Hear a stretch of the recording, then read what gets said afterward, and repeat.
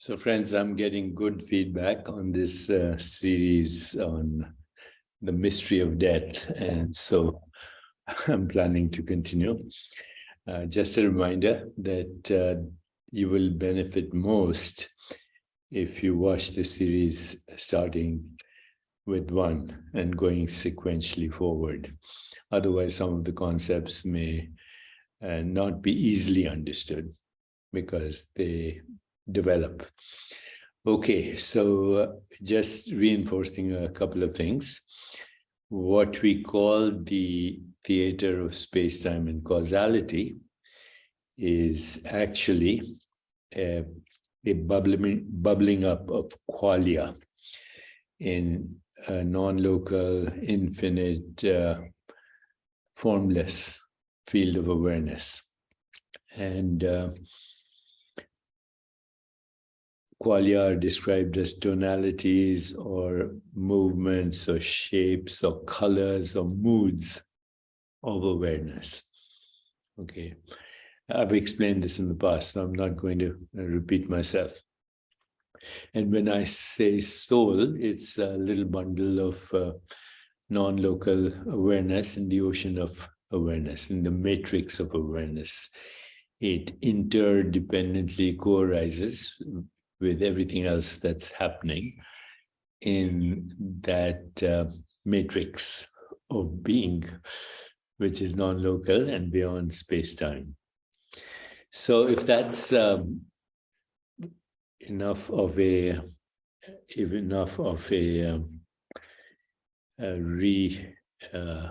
reinforcement or reinforcing what I've already said in the past, let's move forward. And I'm not going to make these too long because you'll take time digesting them, since this may be new material from you.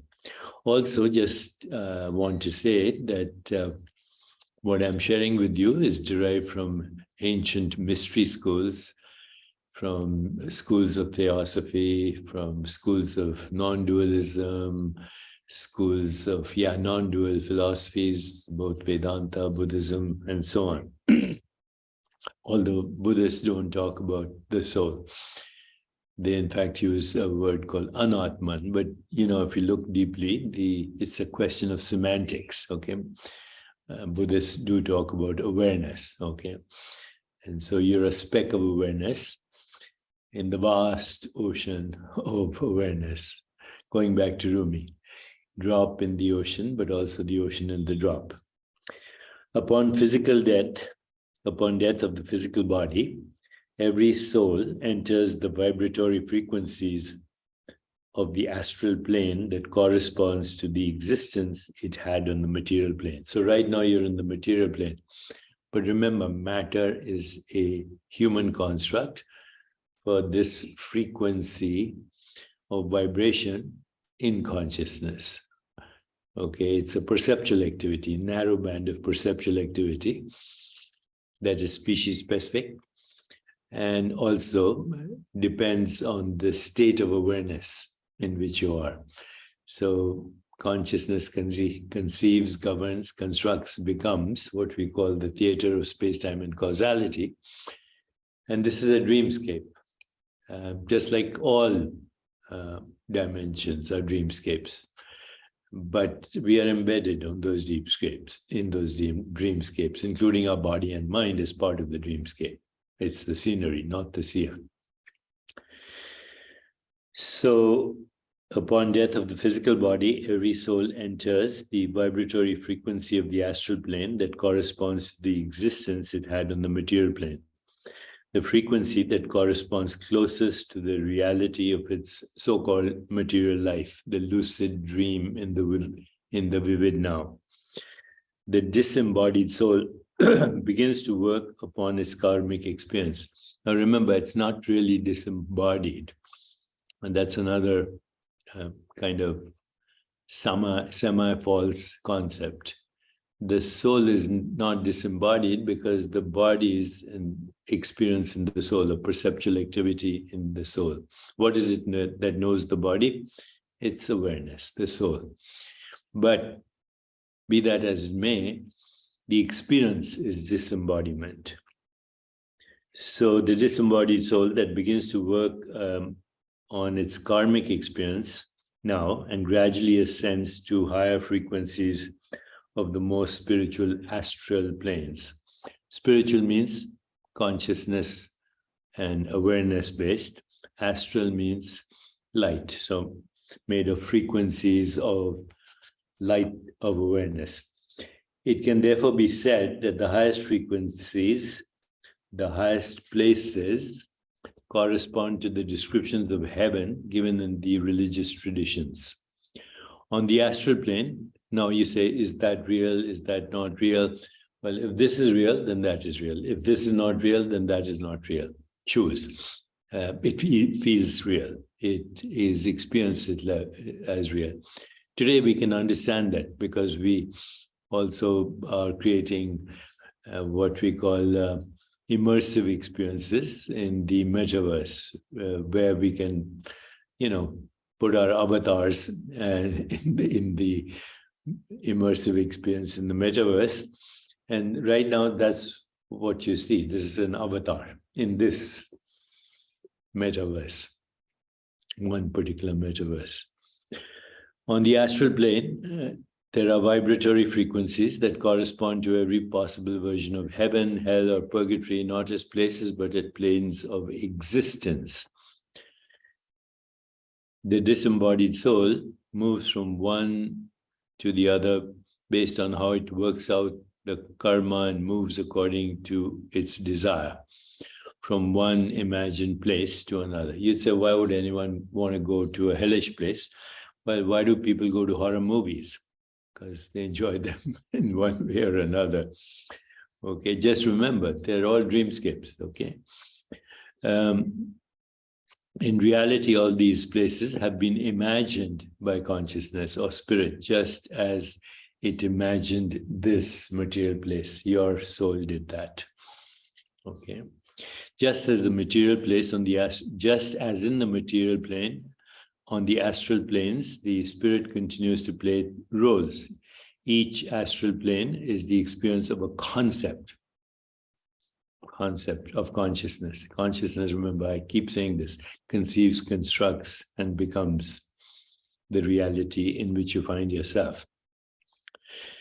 So just as the material plane was also the experience of a concept of the spirit conceives, constructs, becomes. The cosmos in reality is non-local. Non-local means beyond space and time. You say the earth is local, the sun is far, or the moon is near, but it is only from this location or this vantage point. Even that location is not a good word, vantage point. In the universe, everything is non-local. You are the center of the universe because infinity extends in all directions, and someone who is on the other side of the world is also at the center of the universe because infinity extends on all sides of him or her. Both of you are centers of the universe, which of course means you must both be in the same location, if we can call it a location. The fact that you appear to be in different locations is a sensory artifact based on this vibratory frequency of consciousness. Similarly, with time, each moment is the center of time. Eternity or eternal time stretches, and therefore on each direction, and therefore each moment is therefore the same as every other moment. Now that also is could be misleading because where we are is outside of time, and time can be created in both ways.